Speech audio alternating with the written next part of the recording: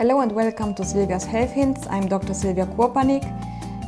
With this video I will conclude the information about menopause and hormone replacement therapy, and today I will talk about testosterone replacement in menopause. So this video is not about testosterone treatments for men, but testosterone treatment for women. Like estrogen and progesterone, also testosterone levels fall during menopause, but it happens more gradually. At the moment, testosterone is not approved for the treatment of menopause symptoms. The only indication at the moment is HSDD, hypoactive sexual desire disorder.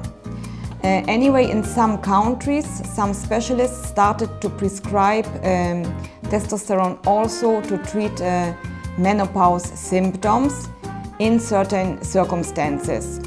Like in post-menopause with a very low sex drive and when the regular HRT didn't help. In Italy, at the moment, testosterone cannot be prescribed for women. There are some natural testosterone similar products, but the hormone testosterone at the moment in Italy can't be prescribed for women. With this video I concluded the information about menopause and hormone replacement therapy. I thank you for watching these videos and see you the next time with a different subject.